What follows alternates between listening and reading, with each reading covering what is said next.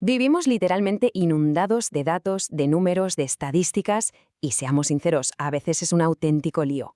Pero la clave no es tener más datos, sino saber entenderlos. Hoy vamos a ver justo eso, cómo los gráficos son capaces de convertir todo ese caos en historias que se entienden a la primera. ¿Empezamos a poner un poco de orden en todo esto? Vamos allá. Seguro que esta sensación es familiar, ¿verdad? Mirar una tabla llena de cifras y sentir cómo la cabeza empieza a dar vueltas. Es súper común, pero ¿y si te dijera que hay una manera de que todos esos números de repente cobren sentido? Pues aquí está el truco, la visualización. Un buen gráfico es como un traductor universal. Coge una tabla que puede parecer un jeroglífico llena de datos en bruto y la convierte en una imagen que nuestro cerebro entiende de un solo vistazo. Es literalmente pasar del ruido a la melodía. Claro que antes de ponernos a cocinar gráficos, hay que conocer los ingredientes. Como en la cocina, no todos los datos son iguales y saber de qué tipo son es el primer paso, el fundamental, para poder representarlos bien. En realidad es bastante sencillo. Pensemos que hay como dos grandes familias de datos. Por un lado, los cualitativos, que nos hablan de cualidades, como el estado civil o los meses del año. Y por el otro, los cuantitativos, que se refieren a cantidades, a cosas que podemos medir o contar, como el número de hijos o la estatura. Cualidades frente a cantidades. Fácil, ¿no? Vale, ya conocemos los ingredientes. Ahora toca abrir la caja de herramientas. Y esto es importante. Cada tipo de gráfico está pensado para responder a una pregunta muy concreta. La clave del éxito es saber qué herramienta usar en cada momento. Venga, empecemos por la pregunta del millón, la más habitual.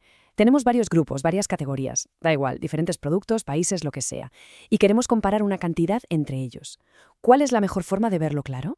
Pues aquí la herramienta estrella es el clásico, pero súper efectivo, gráfico de barras. Es perfecto para esto.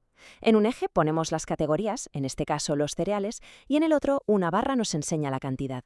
Y así, ¡zas!, de un vistazo vemos cuál es más grande, cuál más pequeño.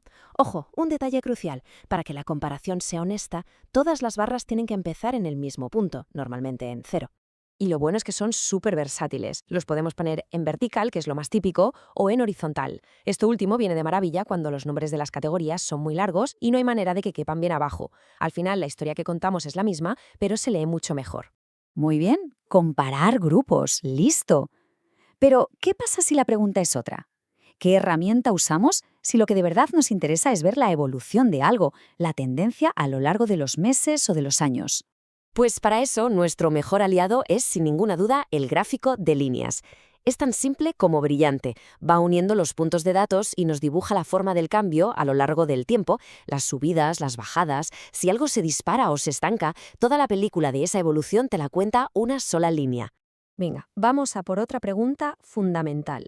A veces lo que buscamos no es comparar cosas distintas ni ver una tendencia. Lo que queremos saber es, de un total, ¿qué trozo del pastel le corresponde a cada parte? Y para eso, el rey indiscutible es el gráfico de sectores, o como lo llamamos todos, el gráfico de pastel.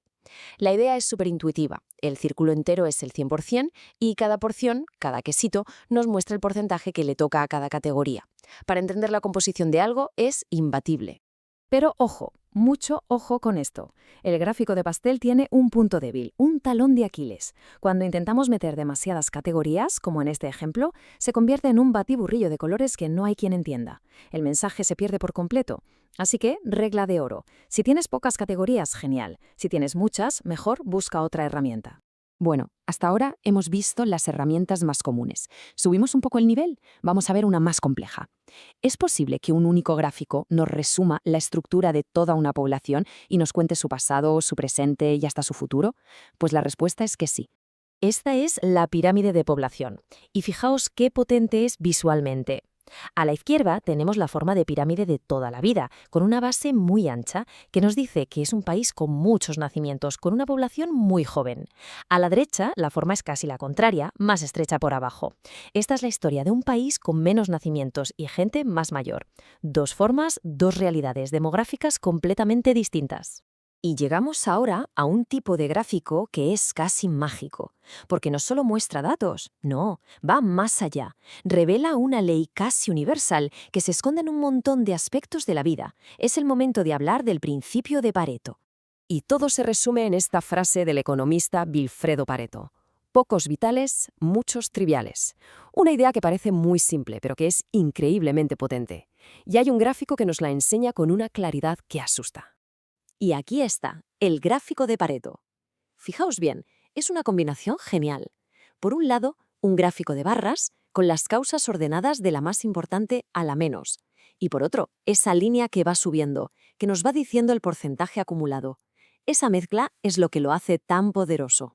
Si miramos este ejemplo, que trata sobre las causas de mortalidad, y nos fijamos solo en las 4 primeras, que son apenas el 33%, un tercio de todas las causas analizadas, resulta que son las responsables de un increíble 72% de todas las muertes. Paremos a pensar en esto. Unas pocas causas provocan la inmensa mayoría del problema. Es una revelación brutal que este gráfico nos pone delante de los ojos. Y esto, damas y caballeros, es el famoso principio de Pareto en acción, la regla del 80-20, que básicamente nos dice que en muchísimos sistemas un pequeño porcentaje de las causas, en torno al 20%, genera la gran mayoría de los efectos, sobre el 80%. Y este gráfico es la herramienta perfecta para identificar esos pocos vitales en los que de verdad tenemos que centrarnos. Como hemos ido viendo, esto de elegir el gráfico correcto no es una cuestión de que quede más o menos bonito. Es una cuestión de poder, el poder de coger un montón de datos complejos y transformarlos en una historia clara, directa, que cualquiera pueda entender. En resumen, un buen gráfico es una herramienta de comunicación bestial. Te llama la atención, te simplifica lo que es complicado, te deja comparar cosas al vuelo, te señala las tendencias y, lo más importante, consigue que el mensaje te llegue alto y claro. Así que, a partir de ahora, la próxima vez que se encuentren con un gráfico, no se queden solo en la superficie, en las barras y los colores. Vayan un paso más allá. Pregúntense, ¿qué pregunta quiere responder esto? ¿Cuál es la historia que me están contando aquí? Porque detrás de cada buen gráfico siempre, siempre hay una historia esperando ser descubierta.